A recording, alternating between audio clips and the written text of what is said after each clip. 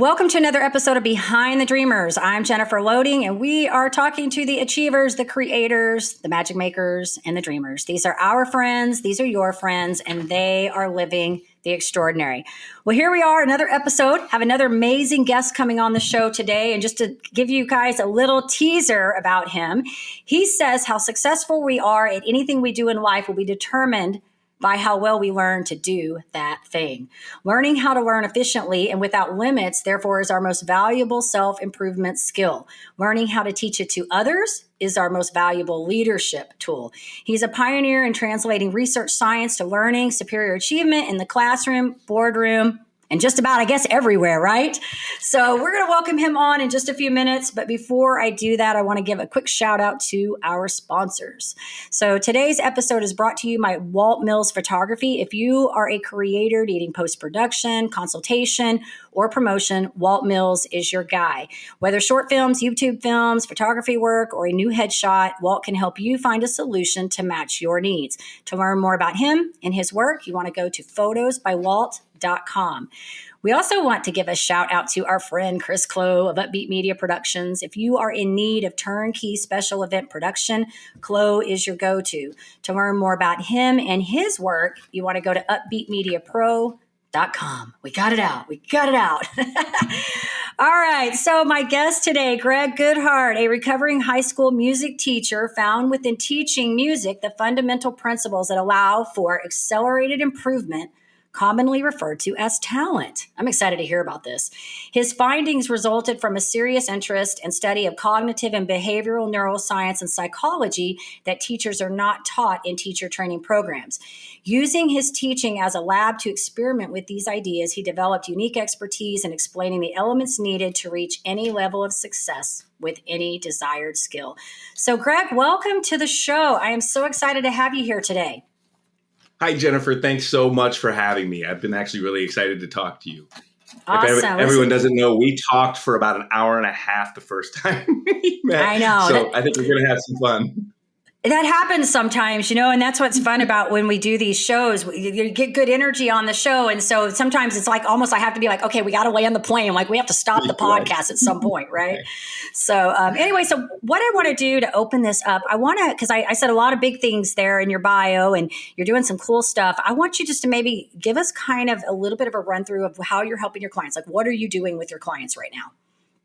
So going back to that overall statement, which I really appreciate you starting with, how successful we are at anything in life, except for winning the lottery.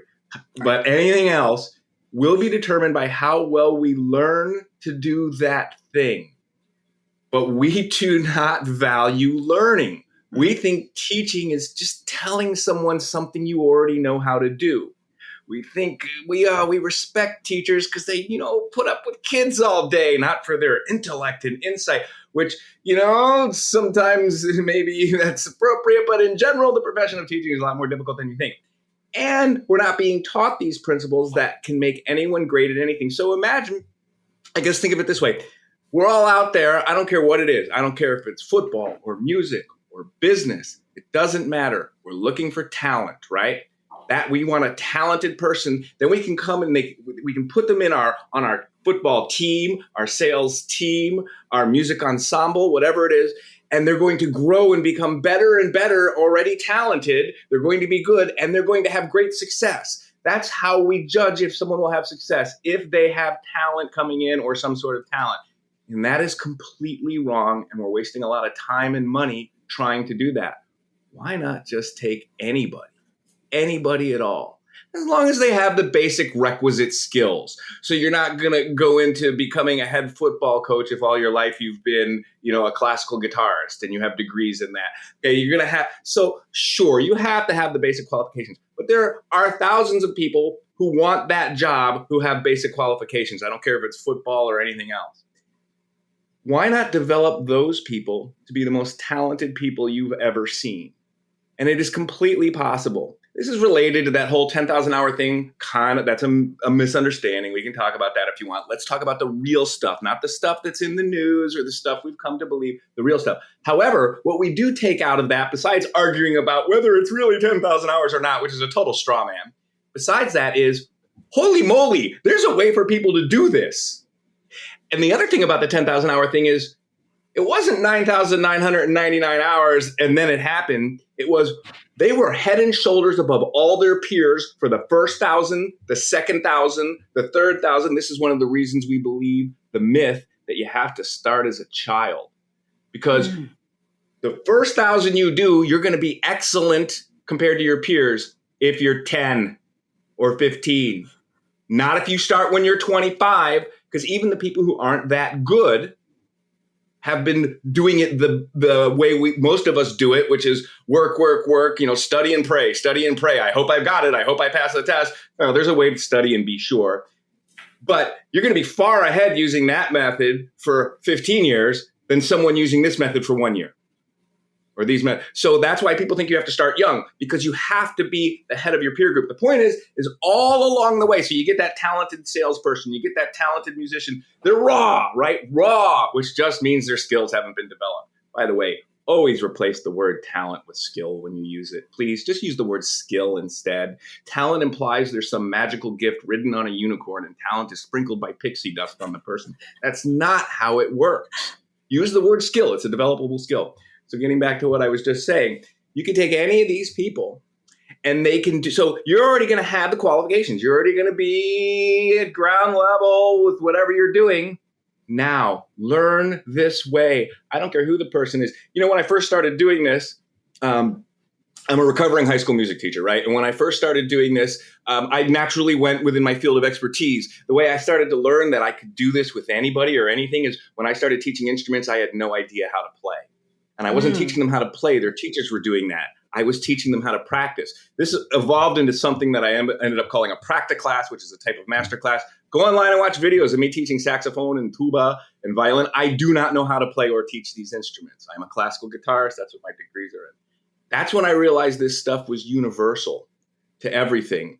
So I started branching out to different things. And I talked to my wife who's in the financial industry. And I just said, I know no one there is right now. I mean, some goofy high school music teacher is going to go for this. But she was talking to me about how hard it is to onboard people sometimes. And these are people in supporting roles, but important supporting roles, high-level broker support people and executive assistant types. And, you got to come in. They give you a couple weeks to learn, and you better not screw up. And she said, it takes 3 months to figure out if they're going to work out or not. Oh, my gosh, I could tell you in 3 weeks. And there's only one criteria. Will you follow directions? That's it. What they need to learn these things? Fine. Go home and do this.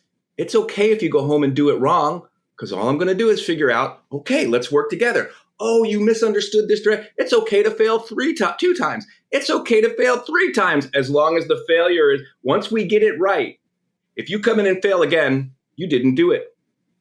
And I know you didn't do it, because this works 100% of the time. And it would be very easy to tell. And you end up with a conversation like, well, you could do this. You refuse to follow directions, so you're just not going to fit in here. I could tell you that in 3 weeks. And within the first 3 weeks, if they follow directions, they'll be farther along than anyone was in 3 weeks before. So there are ways this can apply to everything. It is the way life becomes better. I'll add one other thing. So when I teach music students, one contingent I end up with a lot are adult retirees who have made all their money, have retired early, and now they're going to play music.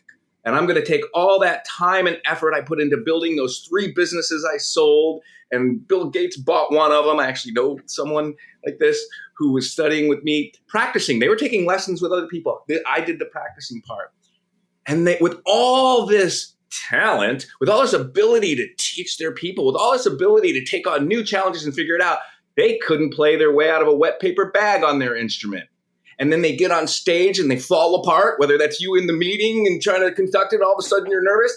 Oh my gosh, 9 times out of 10, stage fright is not causing your freeze up. Your freeze up is causing your stage fright, and the stage fright is happening because of a lack of a rich mental model for the subject in which you are teaching or playing. And that's something that's totally buildable. And so I work with these people, right? And then they go to coffee houses. They're used to being in front of board meetings and sometimes hundreds of people. And then they go into the coffee house and make complete fools of themselves. And it's not their fault. No one's ever told them how to learn. They've just figured out what they need for their area. almost no one knows the generic principles and how to apply them anywhere. And so they learn, and I get them there and, oh my God, go watch my videos. Oh my gosh, I can't believe this. And we can do this stuff in real time. And what happens is all of a sudden they realize their true power. Imagine just going into music and finding out you're massively after a life in business, going into music and finding out you're massively talented. It's time to get up on stage, write music. And wouldn't that be great? Well, that's what we were doing. And I have a particular memory of one particular client, Texan, actually. She lives, I believe, outside Austin. And, Dallas, I'm sorry. And we finally got to the point where, sometimes it takes a few weeks. It always works, but we got at the point where everything started clicking together. She said, oh my gosh. And I said, do you know what you're feeling right there? That's not the joy of music. That is the joy of learning.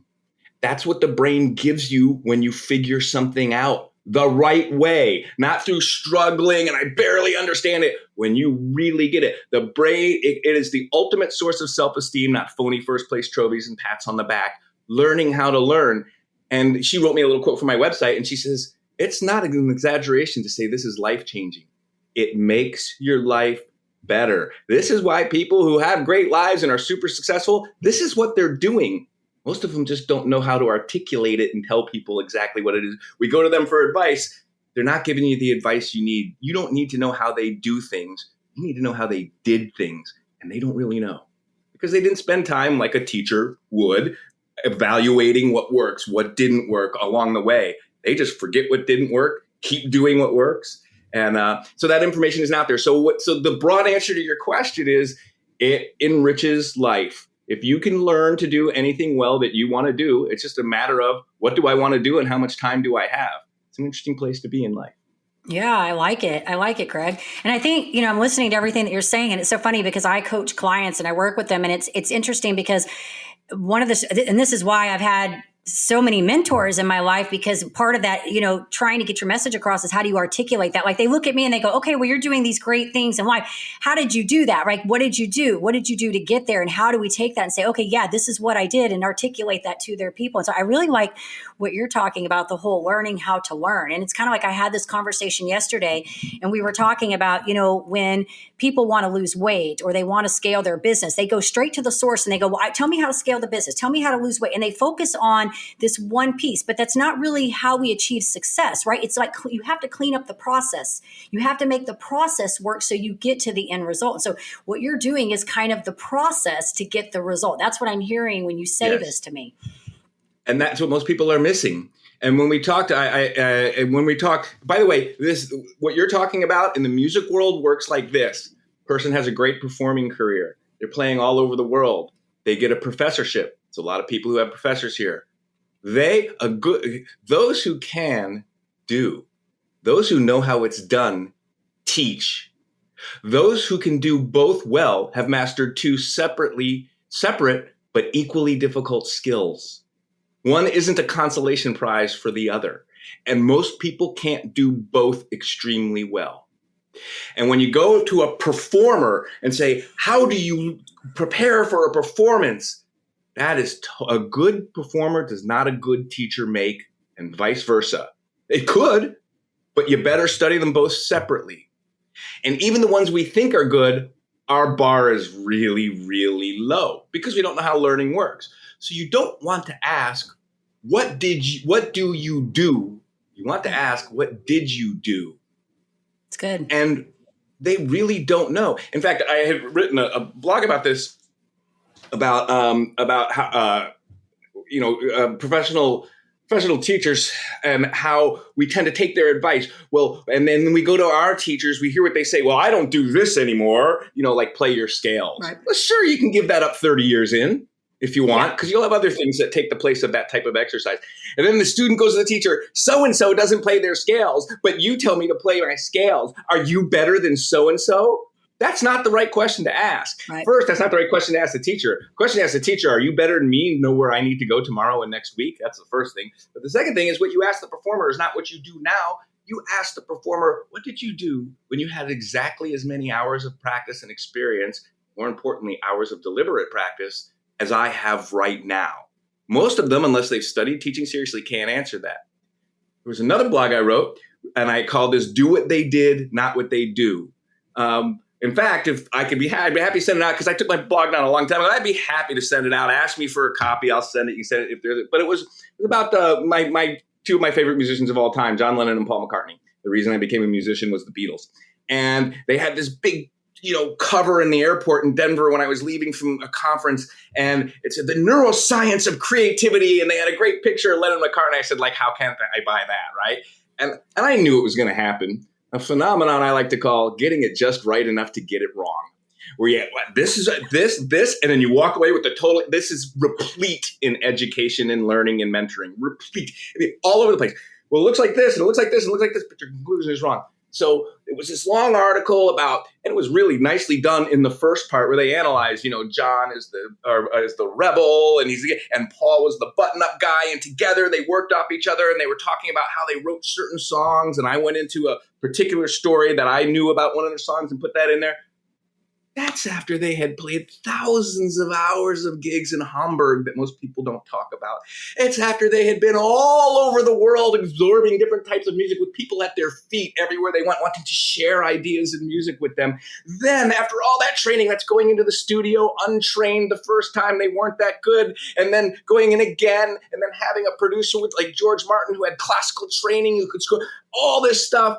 You're hearing, and what would most people do having read that article? I'll tell you what I would have done had I read it 30 years ago. I would have found someone with my opposite personality and who played an instrument, a similar, a rock and roll instrument, piano or drums or guitar, and sat down with them and said, let's compose. And nothing would have happened. And you wonder, I guess I just don't have talent. You don't want to ask how Lennon and McCartney did it on their first or third or fifth album. You want to ask how they did it when they met and they were the Nurk twins playing around Liverpool. That's and that's not what we asked. That whole big article, which, by the way, had nothing to do with the neuroscience of creativity. That was another article. It was just a clever deception. Media does this to us all the time. Clever deception that you're going to learn about the neuroscience of creativity from John and Paul. No, it was a separate article. It just happened to be above that in big print. And again, this creates something that researchers call neuromyth in teaching and learning, where we believe a lot of stuff that just ain't true. Using just 10% of your brain, give me a break. It's both. It's more and less depending on what you're doing. And I can describe some of those situations. But that's the thing. Do what they did, not what they do. And most of them don't know what they did in a didactic, pedagogical sense. Just throwing some stories at you ain't it. Teaching is a didactic. That means one piece by piece, which builds off each previous piece, knowing all the steps. That's what teaching is, and that's what learning is. And 9 times out of 10, if you're especially in the early stages, you are going to need a teacher if you really want to be successful, unless you want it to take 3 or 5 times as long. You'll get there eventually through trial and error.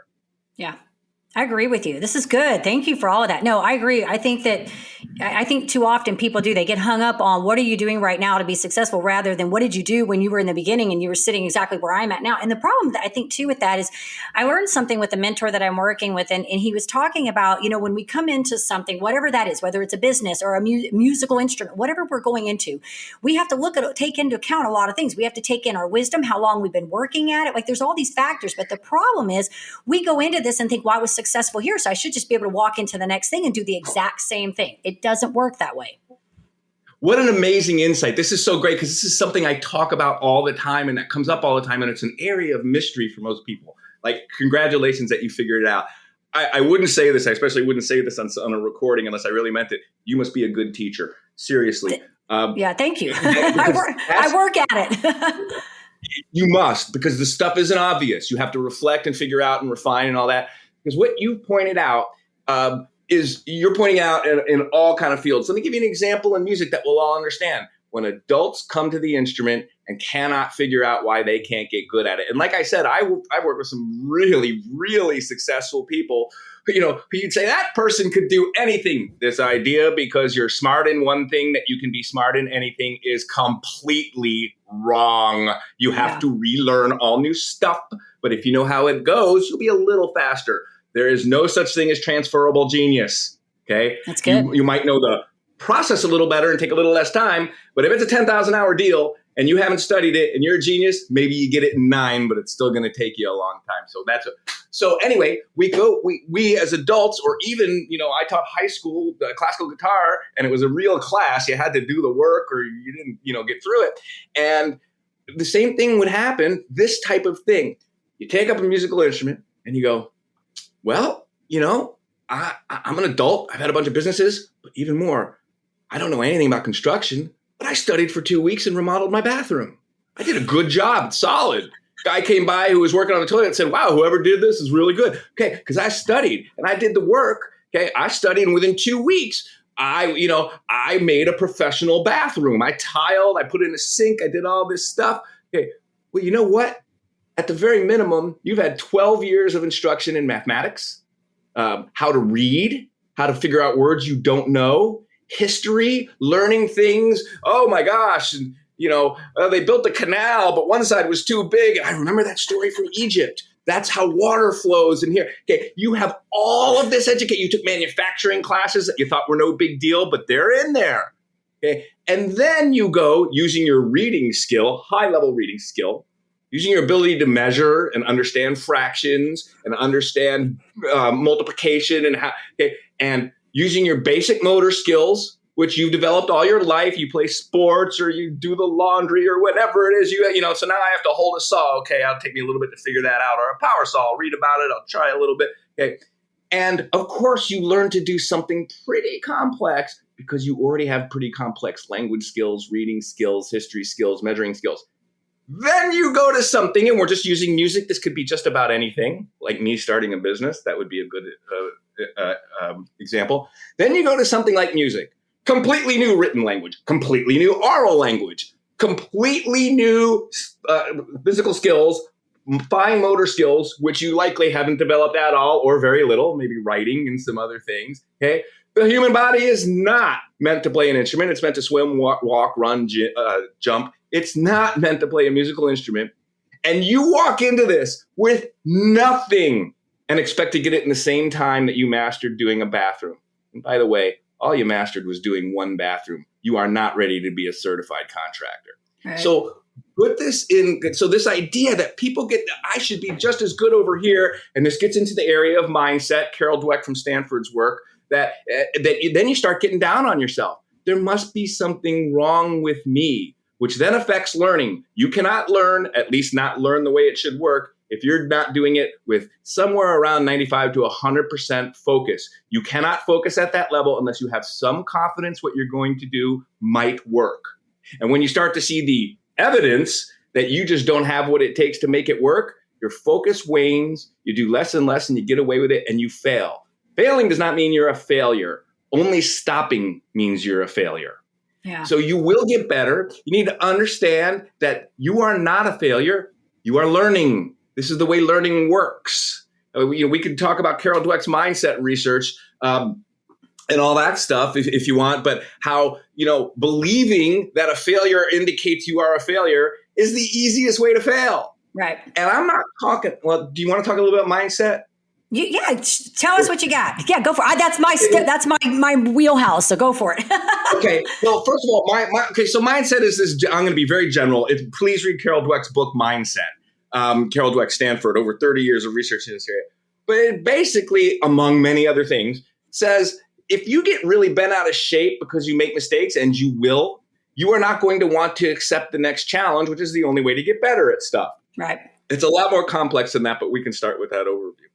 And she finds different ways we get discouraged. Now, I will say, for those who've run across this term, say, in our education system, it has been watered down and misinterpreted into a feel-good trope, into a pat on the back. Here we go into the test, Johnny. Have a growth mindset. She identifies two types of mindset: a fixed, believing whatever abilities we have are those that we have, and we cannot get any better, maybe a little, but we can't change. And a growth mindset. Oh my gosh, through work, I can get anything I want. This has been misinterpreted to mean pat people on the back and tell them they have a growth mindset and have them be confident. And I even read a very good book about not mindset, but some other stuff talking about a school system. I was just looking at the quote earlier today. I had it out where outside of the state, when they did state testing, there was a big inspirational board about we have growth mindsets. We have no fear. We're going into the test. oh my gosh, you don't do a growth mindset right before you walk into a test. It won't work. A growth mindset isn't phony encouragement the way it's being used in most schools. A growth mindset is belief in the process because of the evidence you've experienced that it works. Yeah. That's a huge difference. It's not a phony encouragement. Let's all feel good. And not everyone, lots of people, the mainstream have interpreted it that way and have totally watered down Carol's work, which is interesting because that's related to a scientific backlash. That has caused a certain kind of scientific backlash. But that's not the case at all. If there's two ways to do a growth mindset. One is you get people to do something they could never do before in a short period of time. For me, it's teaching people. My music side is teaching people how to, they play a concert, they screw everything up, they worked on it for 3 months, and then I fix all that stuff up in 20 minutes. And they're like, oh my gosh. What I do for people in academics, and we're talking a soft skill, hard skill like playing a guitar, motor skills, soft skill, cognitive. So when I say academics, that applies to anything that requires thought. What I do there is I just use a really simple process called dual coding to get them to memorize a whole bunch of numbers that they could never memorize on their own. And then I start combining things with that. So you can memorize. And by the way, the seat of learning is memorization. Memorization. You put memorization first, which almost nobody does. You put memorization first, and there's ways to remember succinctly and quickly as much information and as detailed as you want, and never, ever forget it, ever, if you don't want to. It's just the exercises, while taking much less time than the way we normally do memory, are unpleasant and require effort. Sure. Of course, the real truth here is if you put the effort in for a day or 2 or 3 or a week, it gets easier. And then it's no big deal. Kind of like learning to tie your shoes when you're a kid. It's a real bear and you whine and cry, but then now it's nothing. So that's what mindset is. This idea that we can do it because we know we can. And you start with little teeny victories. You show you can. And if you can see the here to here, right? Here to here. Okay. 2 + 2 is 4, Johnny. Do you understand? No, I don't. Teach. I understand. I see 2 + 2 is 4. It's exactly the same gap as Einstein before the theory of relativity. It's the same leap. Every leap is the same. Okay. You go and you find where you're at and you add to that. And then you add. But too many people want to do this first. Right. Which you brought that up earlier. I want to perform. I should be at performing level. Sorry, humble yourself, have a beginner's mind. You say, but that'll make it so much slower. I already know most of the stuff. Great. Then the stuff that you already know, guess what? It's going to go by in 5 seconds. The worst thing you're going to do is waste a day, a week, 2 weeks. Otherwise, you're going to quit in a month anyway. Yep. It's cleaning up the process. And this is exactly what I talk about with everything I do, because people come to me for these specific things that they want to fix. And they're not looking at all the things that line up to the piece, all the things that need to be in place, because they think it should be easy like everything else they've done. So I'm with you on all of this. I do want to talk about, because you have a book you're writing right now, right? Like another book coming together here? Okay. Tell us a little bit about that. It's coming together great. It's a lot of fun. Awesome. And I'm assuming it's going to be based, is this more science or more work? I mean, more based on what you're doing right now, or is there more stuff coming up in this? So you don't have to tell us everything. You don't have to spill everything. I said, you don't have to tell us everything. It's funny. No, it's great because I got a lot of great advice. What really pushed me into writing this book was so many people telling me I should. And so many people who are like, real academic, have a position in college, who discovered my work saying, you have to write a book. And I kept trying to focus in on what I want to do. Now I've already written one for music instruction. It's, and a supplement on how to deal with stage fright. And I've got a bunch of, but yes, I need to get out and do the general stuff now.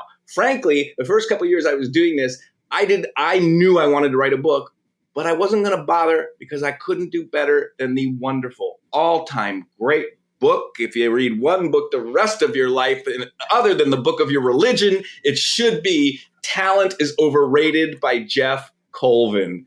Okay. It is amazing. I can't believe how many answers that guy figured out before some of the science was done yet. This is a 2007 book. It's an amazing work.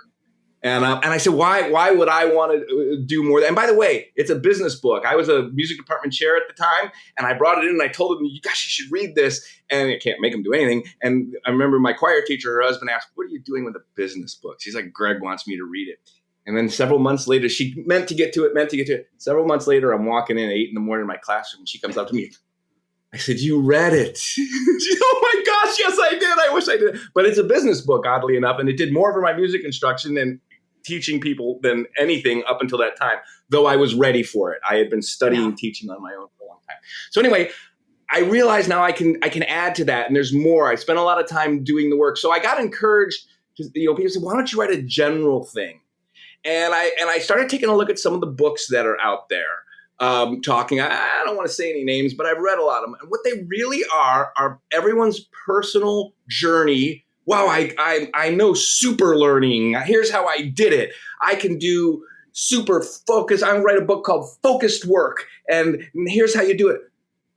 And that's not a problem. That's fine. Two things. These are not scientific conclusions. Right. So they may have worked for them for any number of reasons. You could have all sorts of previous training you're unaware of and previous experience. They may or may not work for some. And most of the time, these people are pretty honest. This may or may not work for you. But the second thing is these are the implementations. If stuff, learning works one way. There ain't another way. It works one way. Okay. How close you get to that way is how well you learn. So anything you've learned that works really well for super learning and for all this other stuff, you are using the principles described in cognitive science. Problem is the literature out there now, and I've read a lot, and maybe there's others, except stuff like Talent is Overrated and teaching books like Make It Stick, which don't have everything. The problem is they're giving you the end result, how they did it. They're giving you a fish instead of telling you the underlying things so you can figure it out for yourself, teaching you to fish. It's because they don't know any better. They don't know the underlying stuff. Sometimes you read these books and you can tell these guys spent a month looking up cognitive science stuff to justify what they already knew, which is great. I'm glad they found that. And I'm sure if they found some proof that said they were wrong, they would be honest and change their ways. Most people, I would hope, would do that. But that's not going to give you the truth. The truth is digging and reading everything. The truth, you find it by searching for it, even if you don't like what you find. And I can't tell you how many times along the way I was contradicted. But I said, there's no way that's true. And then I'd read and go, I have to try it. And it would hurt my pride, but it made me better. Yeah. Seek truth, whether you like what you find. As a 20th century author who is, I forget her name, but she's got a great quote. The truth does not change with our ability to stomach it. If you'll do this, you'll figure out how stuff works. And I realize there's a gap there. There's no one telling, this is how it works. And once you start to know how it works, like I read these books, I'm like, oh, that's mindset. Oh, that's contextual interference. Right. That's interleaving. That's spacing. Oh, well, and it's an incomplete understanding. So what you're getting are the end products. Right. Here's how you do it. It's kind of like saying, here's how you milk a cow. Well, do you know how to birth a cow? because it's the process. Right. And you have to go way right. The underlying process, as you were saying, what you're doing, by the way, awesome, great teaching tool. I call it meeting them where they're at. Do you know this? No. Do you know this? No. Do you know this? No. Do you know how to spell your name? Yeah. Okay. We're going to go from there. Right, I mean, it's frustrating for a teacher, though the more you do it, the easier it gets. Sure. But you got to go all the way. And that's frustrating for the student. Yeah. You're going to have to learn how to, spell your name first. Sorry. You can't do these other things. You can't do algebra without knowing how to do addition. I'm sorry. You just can't. And that's what I'm going to be writing about, so that you don't just use tips and tricks from other people. This is worse in music, by the way, but tips and tricks, the principles. So you of course give tips and tricks, but the principles so that you can change them and they're malleable and you can come up with your own ideas. Because that's how I came up with all this stuff, experimenting using the basic ideas. Yeah. As you're talking, I'm sitting here thinking about, this is what I feel like when somebody says they want to get an exercise plan, but they can't get up at the same time every day. Like, you see what I'm saying? Like, they can't set a schedule to get up and go to bed so they can get their body regulated, but they want to work on their health. That's what I'm thinking when you tell me this. It's like they got to clean up these processes from the basic ground up in order to get to where they want to do on these bigger level things. So we're speaking this. I feel like we're speaking the same stuff, maybe different terminology, but the same kinds of things. I love this. So I wanted to ask you another question, because I know we talked a lot about all this mindset and the science and all this stuff here, but I want to also ask you, because obviously this podcast is about the story and the journey and what led you here and inspiration, all the things that you're doing. what I want to know is coming from being a teacher, moving into this entrepreneur space, because now you're going from employee to now I'm a self-employed kind of person, different ball game. And as we're talking about all these little things you had over here and you have to relearn here, right? And it's the same thing when I came from I was in the network marketing space for 22 years. And then I decided to get out of that and go form my own LLC, get on my own. And I got frustrated in the beginning because I was like, I've been doing that for 23 years. I know how to do that. 22, 23 years. I know how to do it. Now I'm over here going, I have to do things completely different. I got to relearn things, right? So what I want to know from you was what was maybe a tricky thing you had to navigate coming from that space to this new space? The trickiest thing in the world, a major crisis in my life where I believed I had lost my career. And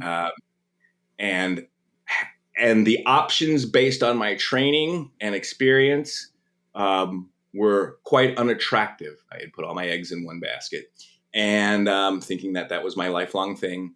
And the only other option that looked good to me, well, it needs a little background. So I had been a very did my best to be a very insightful teacher. I took teaching very, very seriously. I'd go home and think about what I did and then look stuff up. I didn't get into the science until a good 10 years into teaching high school. And I had been teaching for a good 10 years before that at different locations and different things. But I was always very curious. When I first got my first job as a music store guitar teacher, I started reading a lot. I was already in music school, but I started reading a lot. I felt really bad about taking people's money if I didn't know how to teach. And I thought I should be good at it. And so I was just really putting in, we talk about these people, authors who talk about coming up with the tips and tricks. That's what I was coming up with. I was figuring out tips and tricks and everything. And I was one of those for a long time. And I started figuring all this stuff out, knew nothing about the cognitive science, thought I knew a thing or two, but I didn't. And mostly I would figure out things that work. This is great. Everyone's going to do this. And this is great. Not knowing how it worked, they'd lose their effectiveness, wouldn't work as well. It's amazing what knowing. And then in my 10th year, oddly enough, 10 years, right? 10,000 hours. And I was doing, I was grading people by like video, like I'd have people perform and I go through measure by measure. Like you learn by doing stuff like that. But it takes a lot more time. You have to be very dedicated to do it. I wasn't dedicated. I was just curious and I wanted to do a good job. Then in 2010, I read Talent is Overrated and my mind blew. I still remember where I was during certain parts of that book.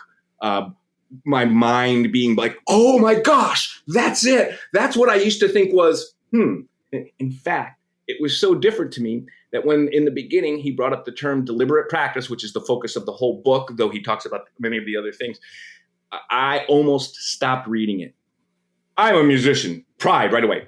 I'm a music teacher. I'm an accomplished award-winning music teacher, and I have a master's degree in music. I've never heard of deliberate practice. You just practice. Yeah, that was me. About 15 years ago. And I almost stopped reading it. Well, of course, I'm glad I did. It blew my mind. Now I had something. So I started using it to teach. I started developing things and I got good at it. Right before the crisis, I got up the nerve. I had done some conferences in my very small field of guitar instruction, some national conferences. Not a big deal. It's very small. But then I decided I was going to go to an American String Teachers Association conference. That's a big one.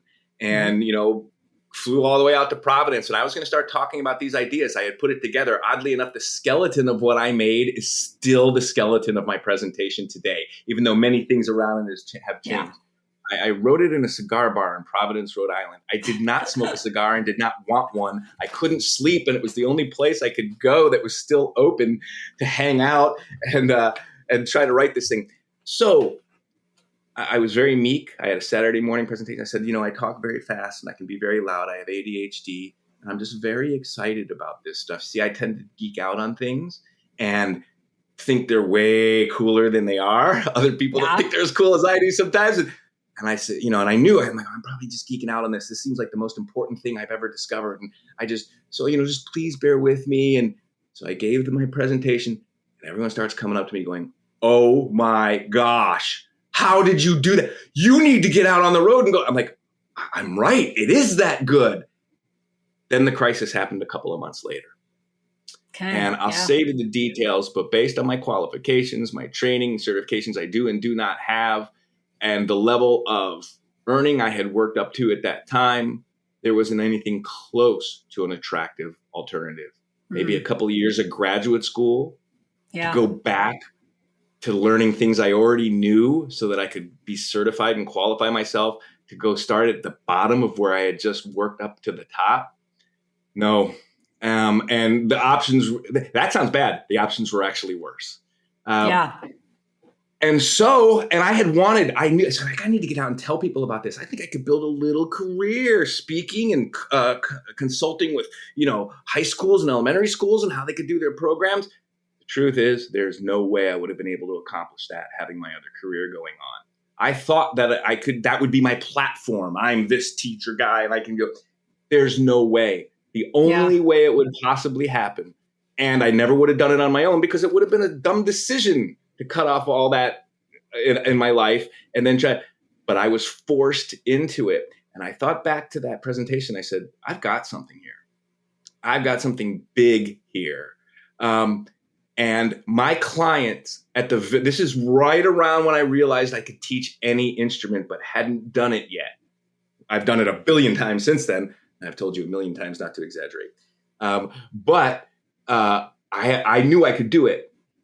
And I said, my potential client base, sorry if I don't use right business terms, I'm not good at it. I haven't studied it properly. My potential client base is every English-speaking music student in the entire world. Everyone, with the exception of the super talented. So the 0.05%. Everybody else needs me. And so I started doing that. And 6 years later, I was an overnight success. Wow. Good for you. Incredible. Sometimes these things happen. I think I would say, I use the terminology, get pinned against the wall, right? And you have to make that decision to move. And that's kind of like what happened with me when I was coming out of the network marketing and moving into my coaching. COVID sort of hit. And all of a sudden it was like, I need to regroup and kind of think what I want to do. So, I think it's great that you've been able to take, whatever that is that you love doing, that passion. You were able to, our paths are not linear, right? I feel like all these things come into our lives and they sort of kind of mold us and create us and navigate us into where we need to be. And so I feel like you were in the space you needed to be to get into this next phase of where you're going. So I want to say to you, congratulations to be able to do that, because I can tell you're passionate about it. And I think that is so important, is being passionate about what you're doing. And I'm excited to, hear when your book, you get everything finalized on that. I think it's going to be great. Glad you're pursuing that, because I think that's it's good to do things like that. If you've got some stuff you need to get it out into the open, right? Yeah. I do want to ask you one final. Be created, by the way. Go ahead. Oh, no, good. I was going to ask you one more question before we wrap this up. If our audience wants to get in touch with you, because you said a lot of great stuff here, like I know you've got a lot in there. I can just tell there's a lot there. So if my audience or listeners want to get in touch with you, learn a little bit more about what you've got going on, what you're doing, your book, all of that, where do we want to send them? Gregg Goodhart. Okay. GreggGoodhart. I have so many names, G's in my name, that someone else is missing. Have a lot of G's. You have a lot. I know. Yes. My mom says it's because I'm special. Okay, that's good. Yeah, she only knew how special.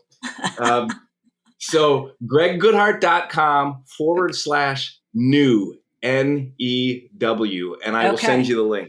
Perfect. And we'll make sure too, Gregg, when this goes out, we'll make sure that website gets in there so that they can connect with you if they want to get more information and stuff. So keep doing your thing. You're doing great stuff, and keep inspiring and helping your people learn, because yes, they need it. I agree with you. I think so many people are just not. They need you too. Good teachers are too few and far between. Yes, they are. And I think they need a dose of practicality. That's what I like to say. They need the realism that you're not just going to learn something overnight like that until you do the right systems. When you get things right, then you can learn. And if you're trying to do all these other things, learn a new widget, all these other things, you're wasting your energy. Got to get the basics. The brain can only focus on one thing at a time. That's neuroscience. That is a law of neuroscience. Multitasking means switching, which takes longer. The brain can only focus on one thing at a time. Then it collapses that thing into a small part of the brain where it becomes automatized. Then you can, so that's running. Then you can add dribbling the basketball to it. Then you can add, right. Yeah. Awesome, Gregg. Well, you are awesome. I want to say thank you for coming on here and sharing your story and talking about all your great stuff. It was so fun listening to you. I'm just going to let you keep going because you got so much good stuff there, but we do got to wrap the show up at some point. It was more fun for me. It was Exactly. more fun for me. Thank you. It was Good. great to talk to you, Jennifer. Good. All right. We do want to say to our audience, of course, if you enjoy our show, please be sure you give us a rating on iTunes. Go check us out on Facebook. And then, of course, hit the subscribe button on YouTube so we can keep sharing these amazing stories. And I do want to leave you guys with a final parting thought. In order to live the extraordinary, you must start, and every start begins with a decision. You guys take care, be safe, be kind to one another. We will see you next time.